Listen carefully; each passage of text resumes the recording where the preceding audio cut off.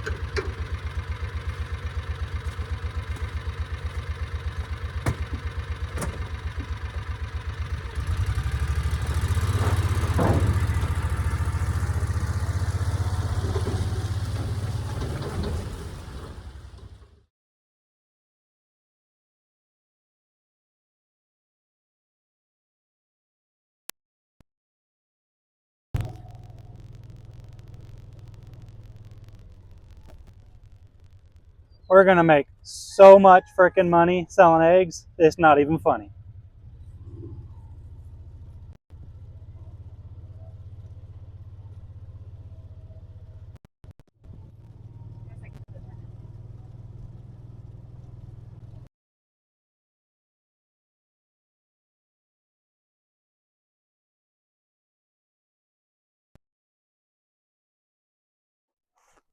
I think I built the greatest eggmobile that could be made. Now, it doesn't look like much, but it is something that we put together in 2 or 3 days with 2 guys, and the majority of it was material we already had. And I'll tell you the price of how much it costs to build an eggmobile that can hold probably 200 chickens. And this is how we're going to start being a serious player in the egg industry. So to start off this eggmobile, it all starts out at the frame. And this frame is an old hay wagon running gear I got off Facebook Marketplace, which you can find these all over Facebook Marketplace for anywhere from a couple $100 all the way up to $1,200. This one was about $300. And all it came with was the running gear, a couple old crappy tires, and that was about it. There wasn't any wood on it or nothing, which saved me some time having to gut it. And it works out really well. We've spread out the axles as far as they can, and I found some used tires instead of buying new tires. I found some used ones on Facebook Marketplace and had the tire shop put those on. And so for the whole running gear, and I kind of went through the bearings on the ones that needed it, but for the whole running gear and the tires, I have $450 invested into it, which really isn't too bad for what it is. Now, the majority of the structure is 2x4s, but the flooring is, or the main frame that sits on the running gear is 2x8s, I believe. And so if you come around here, it's easier to see from the back, but I made it to where it is 8 foot wide by 16 foot long, and the box is 12 foot by 8 foot by 7 foot high. And so I did this 8 foot wide mainly because I can take 8 foot 2x4s and rip them down into 2x2s for the floor, and I didn't have to waste a bunch of wood. But the main body of it is treated, pressure treated 2x8s, and I have 5 of them that run the length, 5 16 foot 2x8s, and then I took 2x8 on the back for the backing. Now the flooring, if you come up here and look at the flooring, you can see that it's a 2x2 is 1.5 by 1.5, and when I ripped them down, that gave me still something strong, and I didn't want to put hardware cloth over the whole thing and then have to worry about walking on studs. So 2x2s I feel like is the perfect way to go. I spaced them the same width as a 2x2 is spaced out. And so I'll add in some clips of us building this as we go.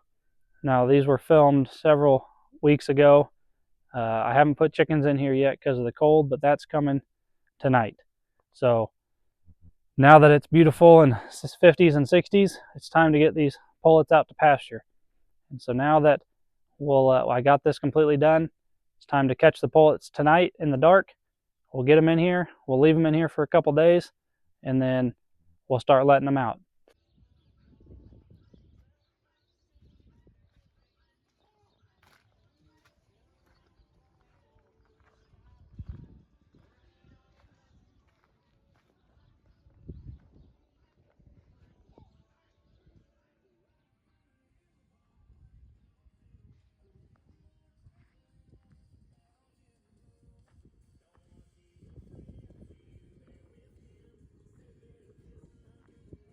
On the back, you can see that I left a platform, which most eggmobiles don't. I just didn't want to be climbing up into a doorway. I just wanted to have a platform on the back. The chickens could hang out on the back of the platform. If I do decide to add a water system on the back, I had room for it, or a feed bunk or something, or a bench, so Caitlin can come sit out here and hang out with the chickens. But all the 2x2s I used on this, we picked up at Menards. Menards runs a spring sale, $2 2x4s, and we bought the maximum amount per person. I think they allow 200 per person. We always, every year, we go buy 400 to 600 2x4s and then use them throughout the year. But so the 2x4s aren't treated.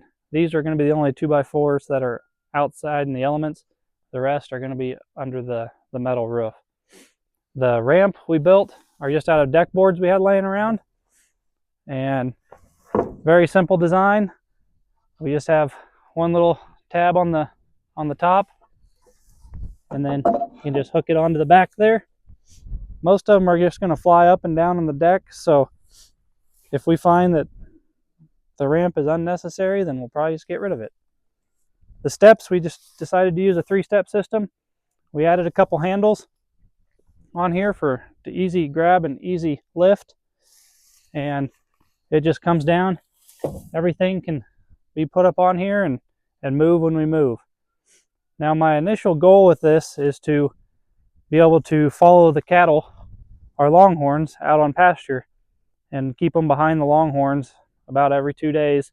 That way they can pick through the manure and eat the fly larvae and hopefully keep the flies down on the cows during the summer.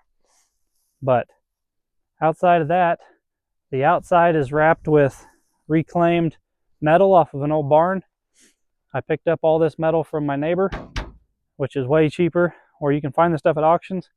It's way cheaper than buying it brand new. So I only have a couple $100 in all the metal. Up on the top, I left a 1-foot ventilation gap, and I used hardware cloth. Stay away from chicken wire if at all possible for anything you do on your farm. Predators can still get through chicken wire. Chicken wire is not that strong. Use a welded hardware cloth and you'll be much better off that way. So I did a 1-foot gap, and then I did a 6-foot gap over, or a 6-foot overhang to hopefully keep some of the rain out. But I went ahead and did a flat roof. This is kind of, a lot of this is built off the Joel Salatin style, but with my own twist. But I did a flat roof, which is what he suggests, because if you're out in a pasture, you're never really going to be on level ground, at least where we're at. So water's always going to shed off one side or the other. And so it's just a lot easier to build as a flat roof. But other than that, we did get an automatic chicken coop door, so we don't have to come out here every morning and every evening to make sure they're all closed in at night or let them out. And this is just one off Amazon. I think it was about $60. Comes with a solar panel, charges it, opens and closes with daylight or dawn and dusk. And if we need to make modifications, we will along the way. But I think that's going to save us a ton of time. All we really have to do is drive by out here and see the chickens are out in the morning, and then in the evening come out and check for the first couple of weeks, make sure everybody got in. But after that, they pretty much put themselves up at night and let themselves out in the morning. Now, we are going to probably run some type of electric netting, maybe for the first couple of weeks to get them used to this. But our main goal is to not run any type of electric netting and let them free range out here in the pasture so they can get up with the cows and whatnot. And we'll probably start here by the pond. That way we don't really have to haul water to them. So if we come up here and go inside, I'll show you how it's set up on the inside. So on the inside of this eggmobile, it's set up pretty similar to what most people set it up their eggmobiles. The only thing I probably would have changed is maybe the roof height. I did 7 foot, 7 foot, and I'm 6 foot, and so maybe it's 6.5 foot.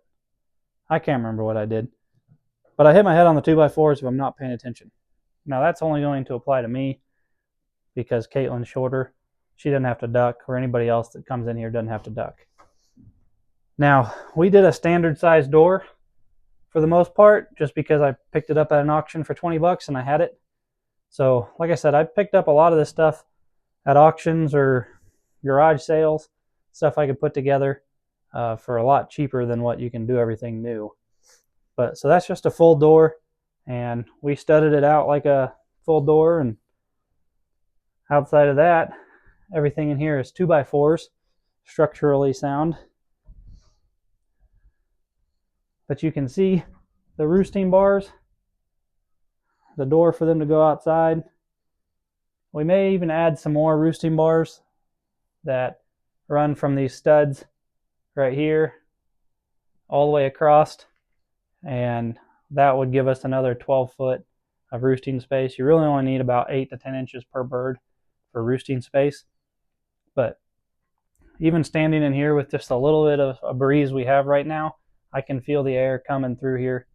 That'll keep the dust down. All the poop will fall through the floor. And so that's the best part about it. You don't have to come in here and clean shavings. And we can just move this every couple nights or once a week and keep their manure load from being in a single spot. So we built our own nesting boxes. This nesting box we built out of 2 pieces of plywood. It's 8 foot long, and we decided to build our own roll-away nesting boxes, mainly because these things are not cheap to buy new. Buying one out of metal, the hen gear nest boxes are about 400 bucks a piece, and this is 2 of those worth. And so we decided to build our own. We kind of winged it. I do know we have a pretty good slope in here, and if you guys want to see a full build on that, just comment down below, and I'll do a more detailed build of this. But I just used hand towels for some privacy. Got a fake egg back in there, so once these pullets start laying, they'll know where to lay, and then the front lifts up and we can collect them in here, as well as we have some carpet right on the inside of this, so when eggs roll down, it'll have a soft cushion. I went with hardware cloth on the bottom. If I find that they don't want to lay in the hardware cloth, then I'll put some AstroTurf or carpet in here to get them used to laying, and then I'll take it out. But I want eggs to come out super clean, because I don't want to wash eggs, and their shelf life is much higher if you don't wash them, and you don't have to refrigerate them. So we went with the roll-away nest box. Really, you could have 10 hens in here laying at one time. I put a steep pitch on the top to keep them from roosting on top of the nesting box. I'm sure we'll still have some perch up here. If I feel like it's becoming too much of an issue, then I'll block this off somehow where they can't sleep up here. But if we can fit 10 more hens up here, then we can put 10 more hens over there. So then we could really house 200. So this is our nesting setup. We'll see how it works out. I think it'll work out fine once the hens get used to it. But other than that, this is pretty much the inside.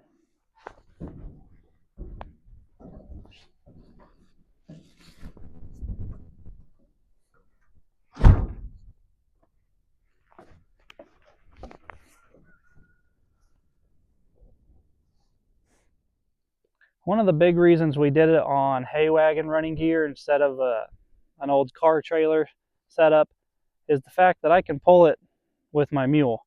This is only a 650cc Kawasaki mule, and it pulls it with no problem. And having these four wheels distributes the weight. We don't have to have jacks, we don't have to have stands, nothing. We can just unhook it and leave it. Caitlin or I can come out and grab it and move it without having the tractor or a vehicle. And so I think this setup is the way to go. And I think we'll be able to crank out 15 dozen a day, 10 dozen a day, no problem, and really pay this thing off really fast. Now, as I mentioned before, most of this is cheap wood or reclaimed or auction items. So I think if I did my math right, we have about $1,000 into this whole thing. The one factor that cost the most that I wasn't expecting was self-tapping screws. I went through about 6 boxes of self-tapping screws, which was about $200 worth of self-tapping screws. So outside of that, $1,000, if we do the math, that's only going to take me a few months in egg sales to pay this thing off. So stick with us here. Tonight we're going to wrangle some chickens and have a grand old time. Get them in there, and hopefully tomorrow I'll show you a eggmobile full of chickens. Well, time to go chicken hunting. And we do this at night because we know where all the chickens are roosting, and they're a lot easier to snag in the dark than trying to run around and catch them during the day. So we'll grab some crates here at our first stop of chickens. This is one of our barns. We have 2 barns, and almost all the chickens sleep in the barns. Some of them sleep in the coop. Some of them sleep up in the rafters of the barn. So we'll grab some crates and probably have to make a couple trips out to the eggmobile. But glove up and spotlight them like a pigeon.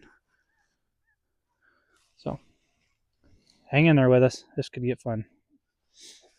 So these are the chicken crates we use. We have about 30 of them, and we use them for all sorts of stuff, but they're pretty handy.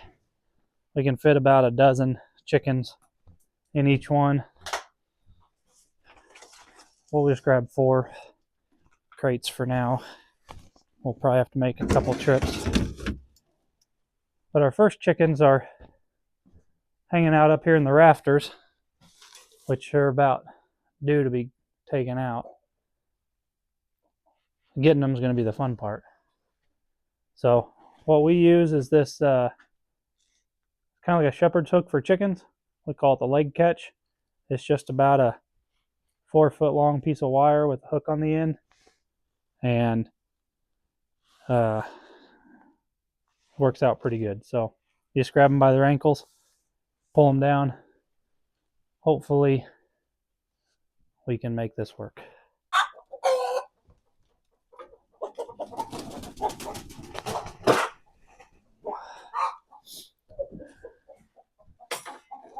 We do need this rooster.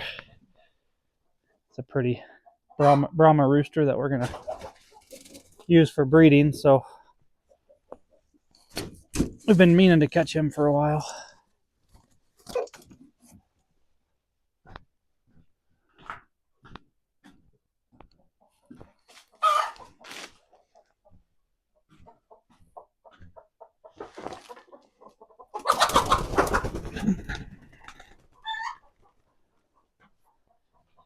Like fishing for chickens.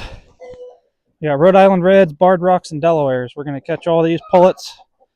They're about 6 months old, and they're going to be in our pullet program. They're just starting to lay, so if you don't know how to hold a chicken, that's the best, easiest way to hold them is behind the wings or by both legs. If you hold them by both legs, they can still flap, but hanging them upside down, they kind of go limp, and they're easy to control. But the easiest way to grab them is at the base of the wing. So if you didn't know that, now you know now.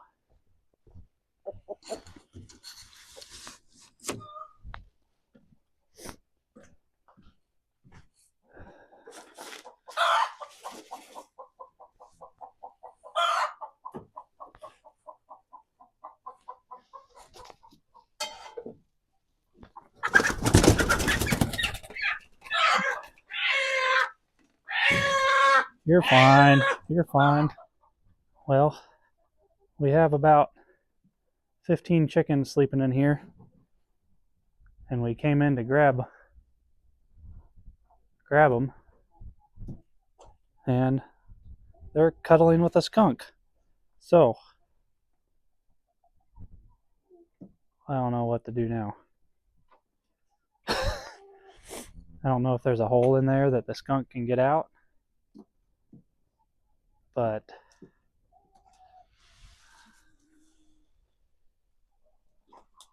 nope, he's still sitting back there with his tail up. So we might try to grab the few chickens we can, and then maybe come back for him and hope he's gone. The skunks aren't in here to kill chickens. Well, that's a lot of people think skunks are killing their chickens, and that they can kill chickens. But a lot of these skunks are just after the eggs. So I knew there were some eggs in this barn, and so I think the skunk's just in here trying to get the eggs. So we're gonna go catch chickens in the coop, and we're gonna come back for that because I don't want to get sprayed, and I'm hoping he doesn't spray either. This is our main coop where most of our layers sleep. These are a little easier to catch. As you can see them just up here. Grab them by the base of their legs, throw them in.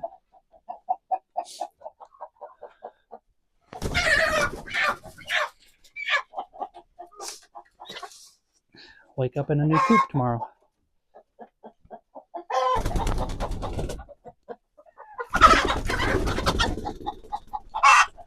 We got a pigeon. All right, we'll get all these caught, and then hopefully we can get back into that on the other side of this wall where that skunk is. If not, we may just have to wait till tomorrow. I'll probably get some live trap set, and try to catch him. Egg prices are too valuable to be letting a skunk keep us from getting rich. So, all right, I'm gonna have Caitlin help me snag all these chickens.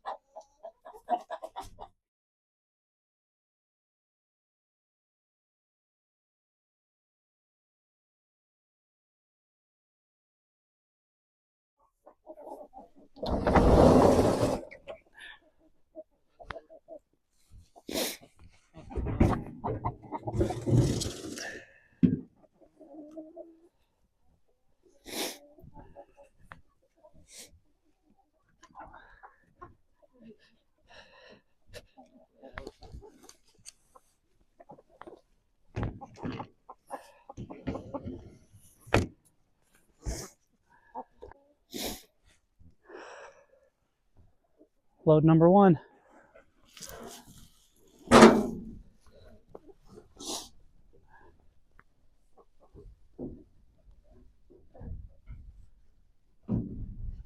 sure that door closes. All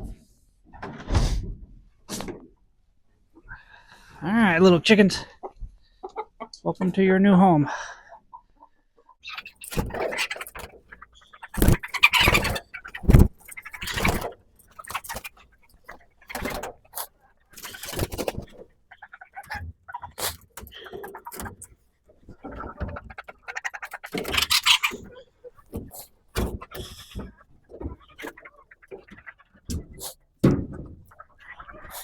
easier to throw them in. This right here.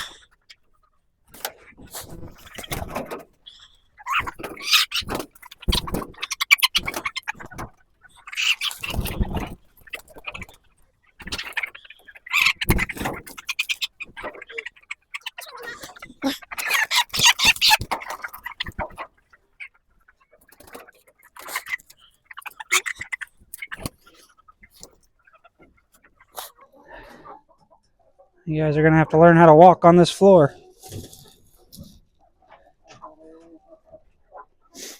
Excuse me, pardon me. All right, first load down. We'll figure out the roost bars, but we got 6 or 7 more crates to go. Let's see if the old skunk is still hanging out with the chickens.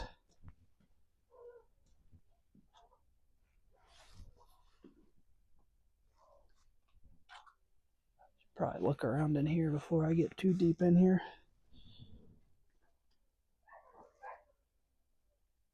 Yep.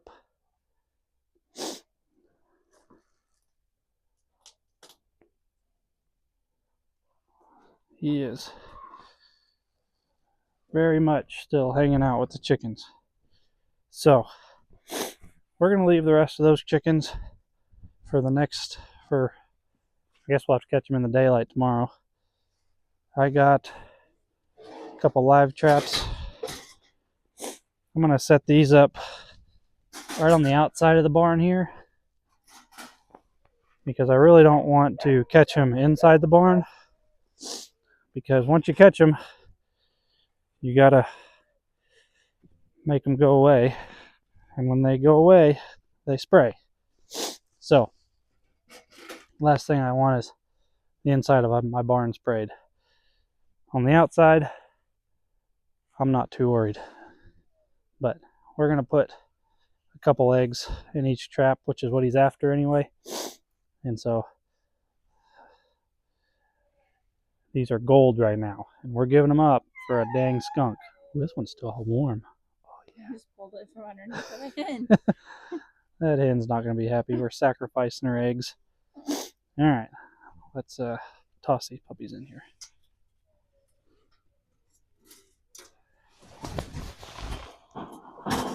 We're going to set those toward the back there.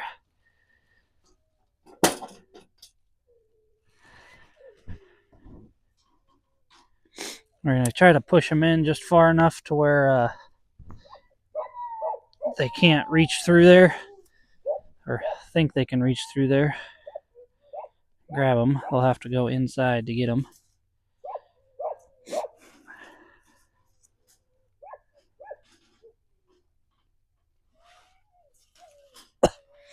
All right. The reason we use eggs is because if we put anything else in there, like cat food or literally anything else, the chickens will go in there, and we'll just catch chickens during the day. So eggs will catch skunks, possums, raccoons, anything that these live traps are made for. So we'll sacrifice a few. Who knows how many eggs this guy's eating? He could be eating a dozen a night. And at $5 a dozen, we're losing several, I don't know, $30, $40 a week to this one skunk. And since we're not out here at night, and I don't have a trail camera set up or anything,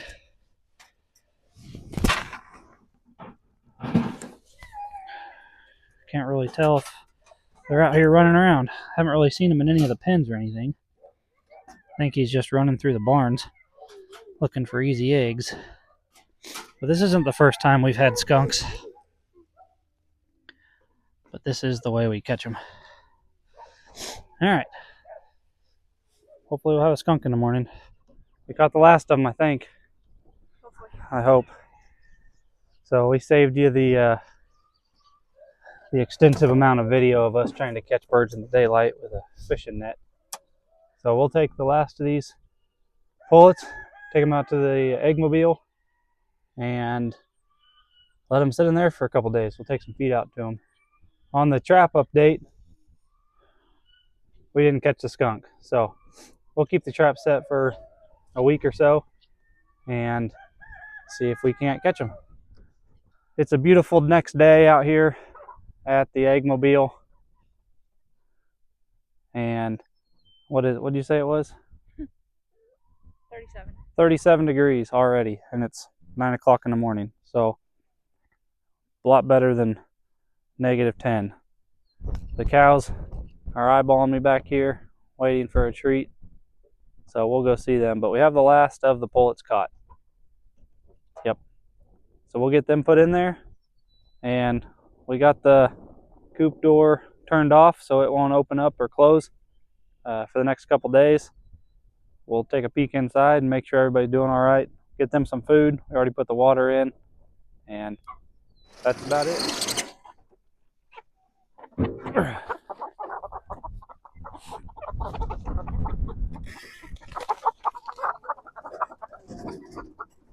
Here.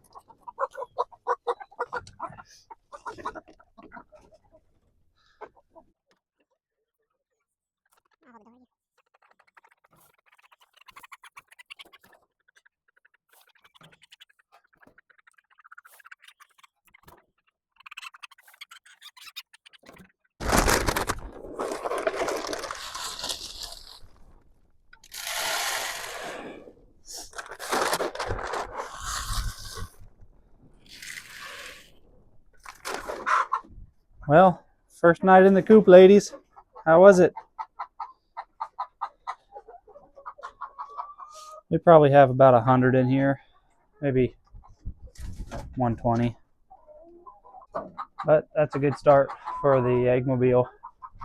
We'll keep coming out here 2 or 3 times a day, make sure their food and water's plenty full, make sure they're getting their eggs into the nesting box, and we'll keep you updated.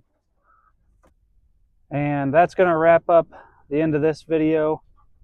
You're going to have to stay tuned for the next video when we release these guys.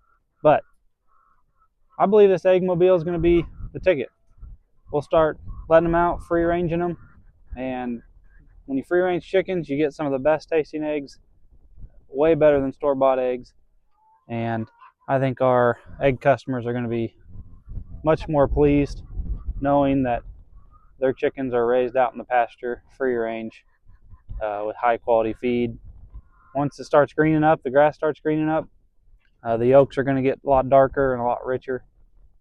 So other than that, thanks for watching 5 Acre Farms YouTube channel, and we'll see you on the next one.